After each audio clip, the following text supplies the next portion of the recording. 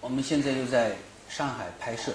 今天我们请来了德国法兰克福 Sigmund Freud 研究所的资深的精神分析师 Hermann Schwarz 博士到我们的拍摄现场。下面呢，我们就先请 Schwarz 博士做一下简短的自我介绍。So now can you give a short self-introduce about yourself? Okay.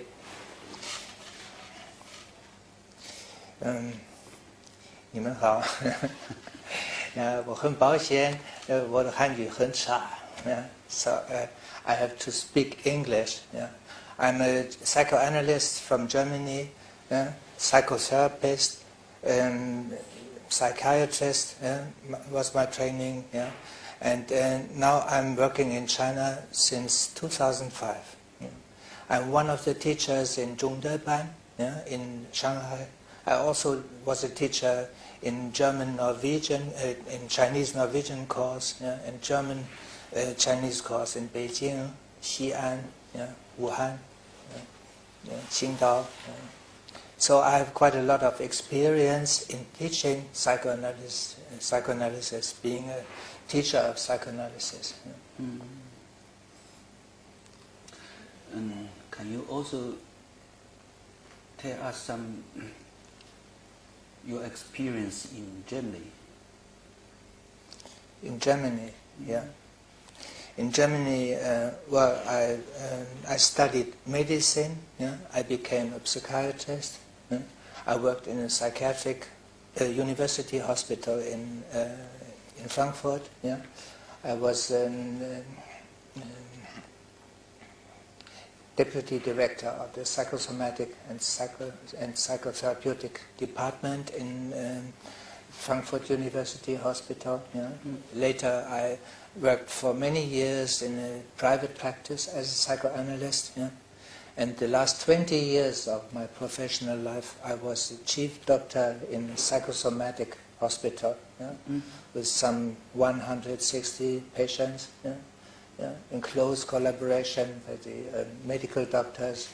So this was a very interesting time for me. Since 2003, I retired, and since that time I studied Chinese, Chinese language and culture, which interested me since I was a schoolboy. And now I had this opportunity, I had the chance to be a teacher in psychoanalysis, and to combine those two streams of my interest, be a psychoanalyst on one side and be in close connection with Chinese culture on the other side.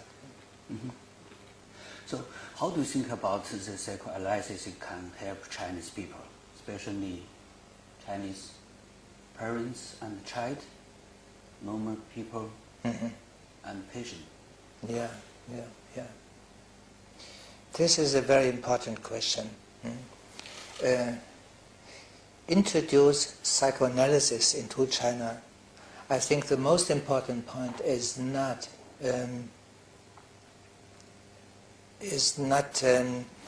psychoanalysis as a method of treatment. Psychoanalysis proper means a very dense kind of treatment. The patients come 3 times or 4 times per week. They are lying on a couch. The typical psychoanalytic setting. I think over many years. I think for most people this is not possible. If they have to work. Also for financial reasons.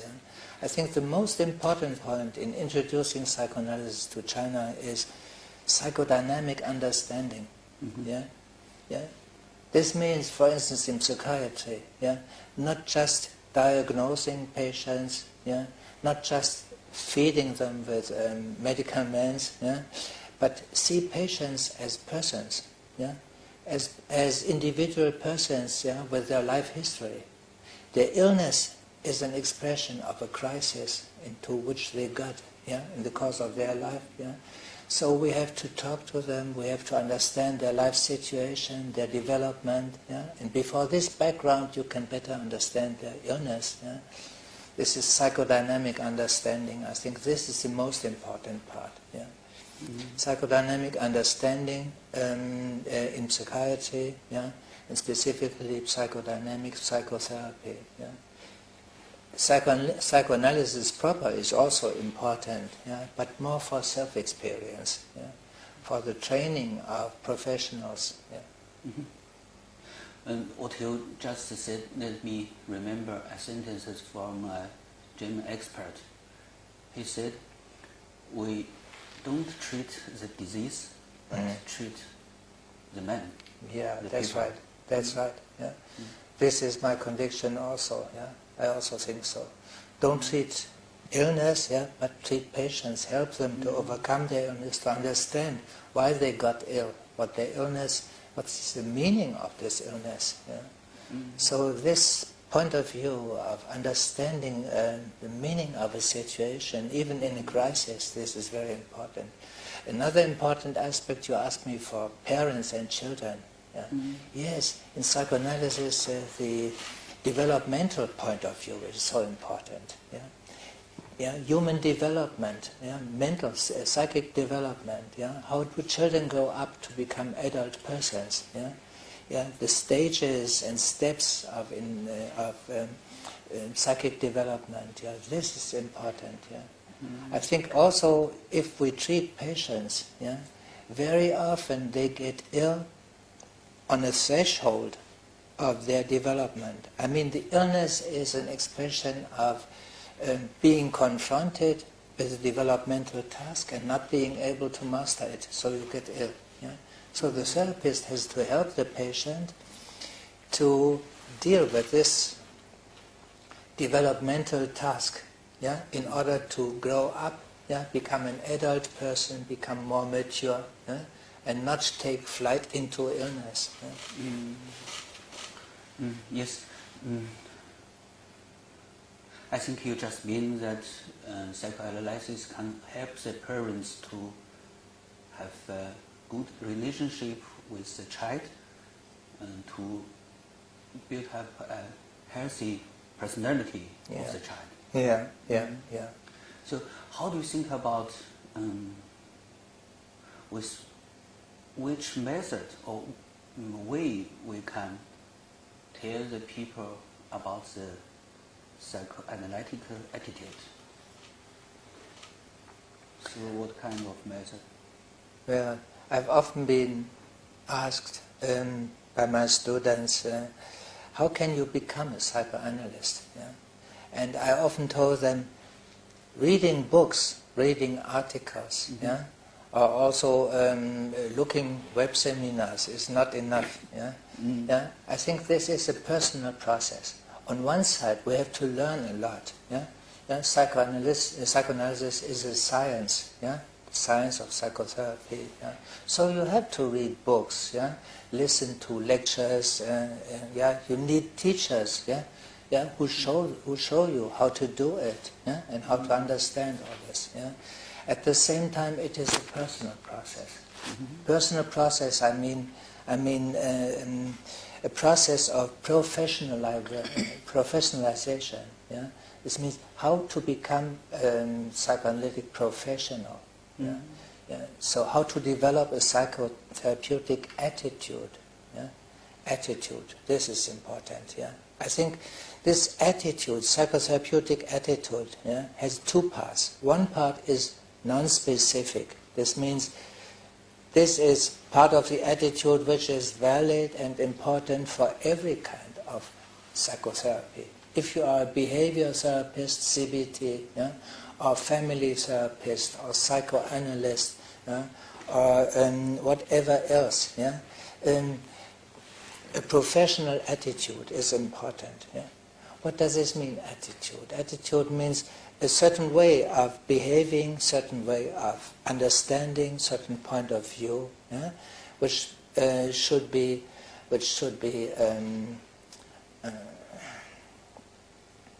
on one side dependable. Yeah? If you treat a patient, yeah, you must behave so the patient can develop trust in you. Yeah?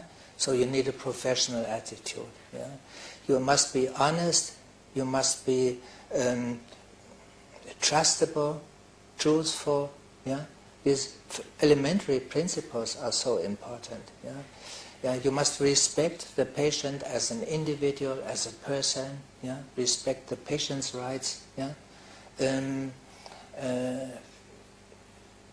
You must give the patient a feeling of security in the treatment situation, yeah? A feeling, a background of safety, yeah? Or else the patient will not open up, yeah? To entrust you his real problems. Yeah? So the most important point is psychodynamic understanding. Psychodynamic, I mean psychoanalytic understanding, yeah, respects the patient as a person. Yeah? The patient should feel, yeah, he is respected as a person, he is seen and understood, yeah, in his problems. Yeah? So to this psychotherapeutic attitude also belongs empathy, what we call empathy. Empathy is the ability to feel into another person. Yeah? I mean, to take the other person's point of view. Yeah? Understand the person from inside and not just observing from outside. Yeah? So, yeah, we need a we need a clear setting. Setting, this means the treatment situation. Yeah? Yeah. So this, I mean, part of this is a clear role distribution. Yeah. Yeah. I'm the therapist. Yeah, the other person is the patient. Yeah, this is about therapy. Therapy means I have to do with a sick patient. Yeah, who is suffering from his problems, not able to deal with his problem by himself. So he needs help. I need to respect this. Yeah, this is a certain role distribution, role relationship. Yeah, which needs to be respected and protected. Yeah.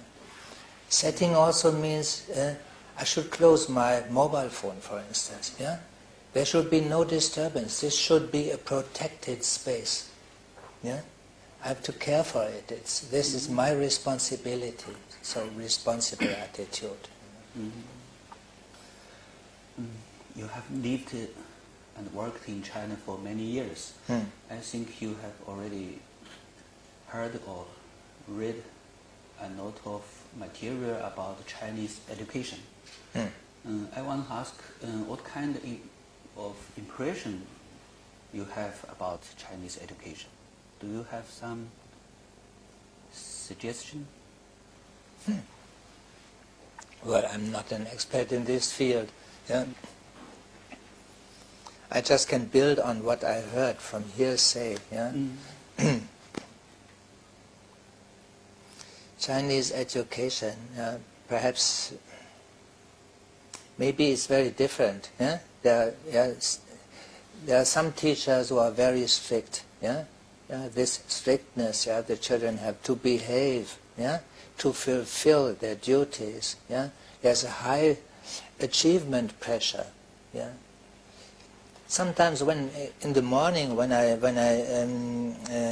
use the subway train, yeah, I see the students, yeah, young people, yeah, so tired, yeah, yeah, so tired. They all are overtired, yeah, yeah. So I think yeah, the pressure is very high, yeah.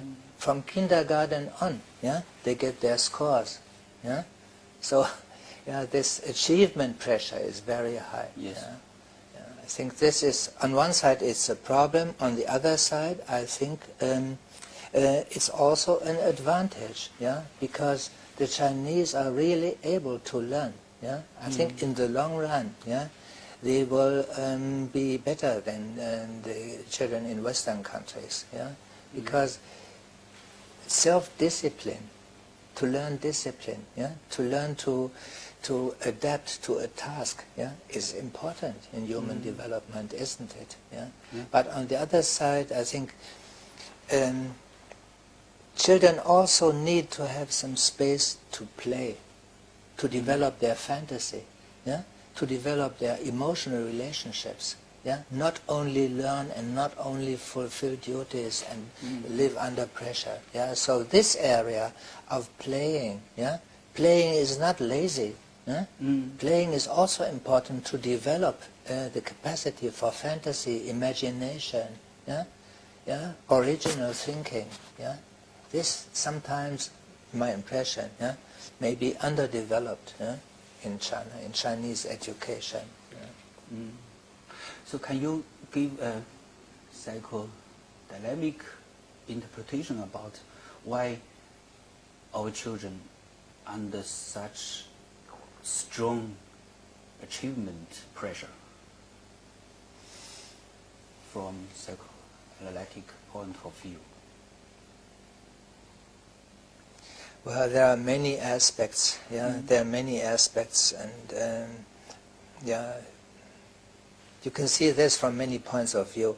One point of view is, especially since the introduction of one-child policy, yeah, yeah, there are many expectations put into this one child, yeah, yeah. The parents, yeah, or grandparents, yeah, part of them have experienced those years of Cultural Revolution between 66 and 76, yeah. During this time, yeah, they didn't have the chance to have a good education themselves. Yeah? So now they expect their children to fulfill their expectancies, their yeah? What they did not, could not fulfill, yeah? The children should do it. Yeah? Also should raise the social level of the family. So everything is put into these children. Yeah? The children feel this high burden, yeah? The expectation of their parents and grandparents. Yeah? So much has been put into them. Now they are obliged to pay back. Yeah? Yeah. I know you know Chinese traditional culture very well. I like it. And do you think is that any sadomasochism elements in Chinese traditional culture? What a question. Yeah. Difficult to say. I think in every kind of culture, yeah, culture is a way of dealing with human needs, yeah, and with the human psyche, yeah, and of course elements of cruelty, aggression, yeah, also exerting power over others, yeah, yeah, and having to deal with powerful people, yeah, to submit, yeah, also, yeah. So this sadistic and masochistic elements, of course, are in every culture, yeah. In China, not more, yeah. I should even say more in Japan than in China. Yeah. Maybe. Yeah, maybe, yeah. But these elements of cruelty, yeah, are important, yeah. Yeah. I think the higher the pressure is upon the children, yeah, the more the children will develop this covert aggression, yeah, not open aggression, but insidious or secret aggression against others who are weaker, yeah. So the aggression they feel, yeah, from others, yeah, they give. Yeah, they exert towards weaker persons. Yeah. But I think in general the Chinese culture is not an aggressive culture. Yeah, really not. And yeah, these elements are important everywhere. Yeah, we are all human beings. Of course, we also have this cruel side or aggressive side. Also belongs to us, and we have to learn to deal with it. Yeah. You mean in unconscious level, Chinese traditional culture is also not an aggressive culture? No, I think not. No. I think not. Not especially. I think this is not the main point in Chinese culture. Yeah. I have the feeling that the distance between Chinese people is really very near Yeah. than Western people. So there are more control elements between us. I have the impression. I don't Yeah, know if I'm yeah. right or not. Yeah, this is very interesting. Yeah. I also noticed there's a difference between Chinese culture nowadays, yeah, and Western culture in general. Yeah, yeah. There's much. Yeah, the relationships are closer. Yeah, than in the West. Yeah, closer within the family circle. Within the family circle, sometimes my impression is the boundaries, yeah, are not very clear. Yeah, so the private sphere, yeah, yeah, often is not very developed. Yeah, I mean this awareness of needing a personal sphere for your own, yeah, and not let others interfere. Yeah, yeah. This is very open, yeah, very transparent, yeah, within Chinese families. On the other side, the boundary, yeah, towards outsiders who do not belong to the family is very clear. Yeah. This often, for instance, this awful story, yeah, about the young girl, yeah, who was hit by a car accident, yeah, by a truck, yeah, you know what I mean, yeah, and so many people went by, did not help their child, yeah. This is awful, yeah. I cannot, I think in the West this would not happen, yeah, because also towards others you feel this is a poor child, of course, needs to be helped, yeah. Yeah. Whereas in China, yeah, the thinking is more, better be careful, not help this child, you can get into problems, yeah, or things like this. Yeah, this is very curious for me. Yeah, strange thinking. Yeah, so. Some years ago, I heard from a German psychoanalytical. He believes that maybe psychoanalysis is not suitable for China. He don't believe that Chinese students or Chinese professionals can study psychoanalysis. What's your experience and ideas about this? Because you work for a very long time together with your psychoanalytic students. What kind of impression you have about them, from them? And are they suitable for psychodynamic thinking on the study? Very interesting question. Yeah, indeed. I must say, the longer I live in China and teach in China, yeah, and have my students, yeah, the more I'm convinced psychoanalysis can be very meaningful, very valuable, yeah, in China. But in general, not psychoanalysis proper. I mean the classical method, yeah, 4 times a week, yeah, for several years, yeah, so very concentrated, very intense self-experience, self-exploration, self-confrontation, yeah. This can be valuable, but more for training purposes, yeah. Yeah. I think the most important thing is psychodynamic psychotherapy, and a general psychodynamic understanding for the general public. I mean, understanding for the development of children and adolescents. This is important. Yeah? Yeah. Some kind of psychoanalytic enlightenment. I mean, learning a new understanding of children and adolescents. Yeah? Of human people in general. Yeah. For instance, we are more than our conscious thinking tells us. Yeah. Yeah. We know only part of ourselves. Yeah. Yeah. We are also governed by unconscious motives which we do not know, but others can recognize in us. Yeah. So getting to know yourself more in depth, is a very important aspect also in China, of course. Yeah. Yeah. I think psychoanalysis is much more than this classical method, 4 times a week on the couch and so on. Psychoanalysis is a certain way of understanding the meaning of human relationships, of human life. And this aspect is very, very important. I think it can be valuable. What I saw, you asked me for my experience with my students. I saw in the course of these training courses, they grew up. They became more mature, more adult, more responsible. They developed their personality. They dared to express themselves. They dared to confront personal problems in themselves and in others. So this was kind of self-liberation in this process. I think this is very important. Yes, yes. Also for psychiatry, of course. Is there any difference between your Chinese students and the German students? No. No. No difference.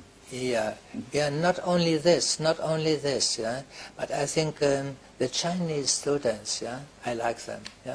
They really want to know it. They really want to understand it. Their motivation, their enthusiasm, their commitment, is really very good. And they are bright. They have learned to learn. So they don't have much time to read all these articles, books, and so on. But they have an open mind. They are interested. So I like them. Also, I like also the way in how they are in the group. The group is in German. If I have a group of students, all individuals. There's no we feeling.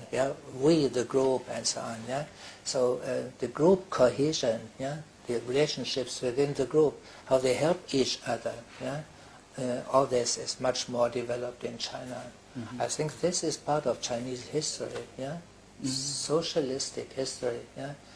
So this, I like this. Also, learning as such has always been appreciated in Chinese culture. Always.